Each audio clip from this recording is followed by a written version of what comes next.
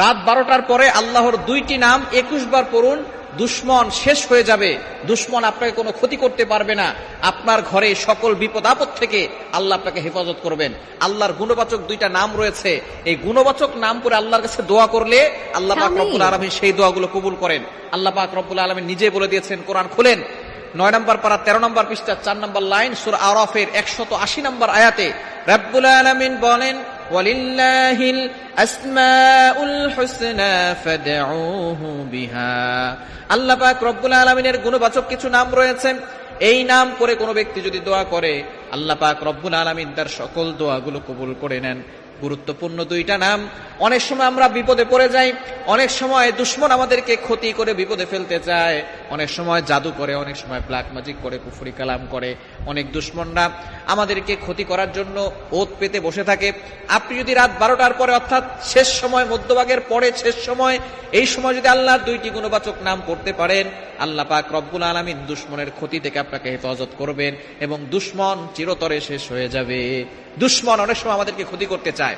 ভালো মানুষের দুশমন বেশি। আপনি ভালো মানুষ, দেখবেন আপনার দুশমন বেশি। নবীজি সাল্লাল্লাহু আলাইহি ওয়াসাল্লামের মতো ভালো মানুষ, ভালো নবী দুনিয়াতে কেউ আসে নাই। নবীজি সাল্লাল্লাহু আলাইহি ওয়াসাল্লামের দুশমন কম ছিল না, বেশি ছিল?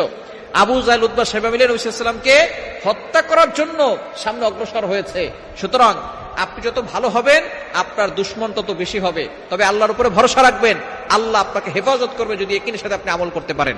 আপনি রাত 12টার পরে, রাতের বিশেষ করে শেষ অংশে আমলটা করার চেষ্টা করবেন। প্রথমে আপনি 3 বার দুরূদ শরীফ পড়বেন, তারপরে আল্লাহ তাআলার গুণবাচক নাম 2টা। এক নম্বর হচ্ছে ইয়া কাহ্হারু, আর একটা হচ্ছে ইয়া হাফিজু।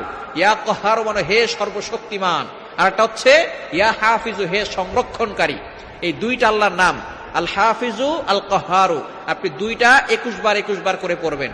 আল কাহ্হারু, ইয়া কাহ্হারু, ইয়া কাহ্হারু 21 বার, ইয়া হাফিজু এটাও 21 বার। এই 2টা নাম 21 বার করে পড়ে এরপরে আপনি আবারও দুরূদ শরীফ করে আল্লাহর কাছে দোয়া করবেন।